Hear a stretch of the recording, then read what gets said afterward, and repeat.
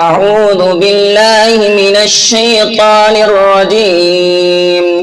بسم الله الرحمن الرحيم.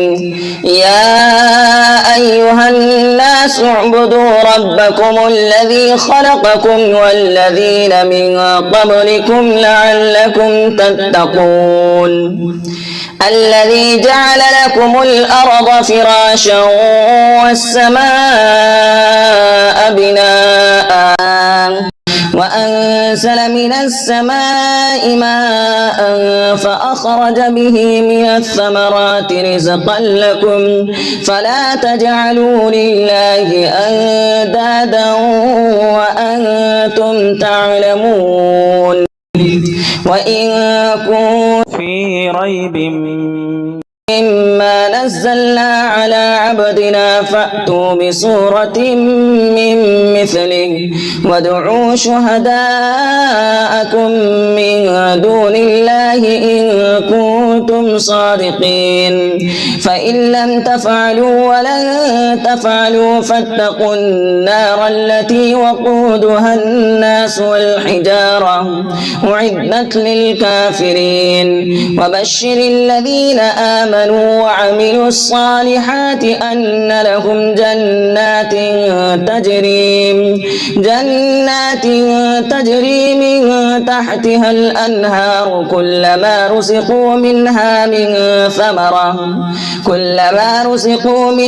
من ثمرة رزقا قالوا هذا الذي رزقنا من قبل وأتوا به متشابها ولهم فيها أزواج مطهرة وهم فيها خالدون.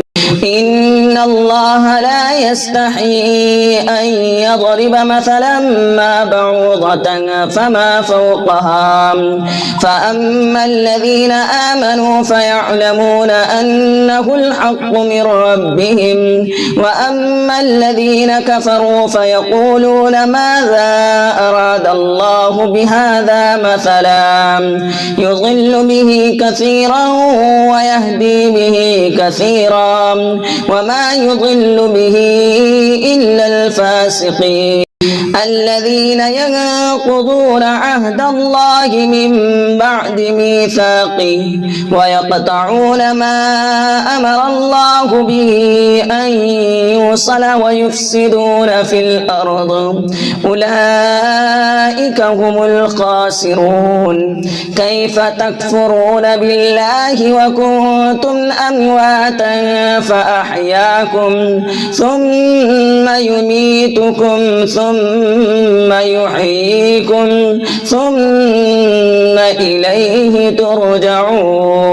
هو الذي خلق لكم ما في الأرض جميعا ثم استوى إلى السماء فسواهن 7 سماوات وهو بكل شيء عليم.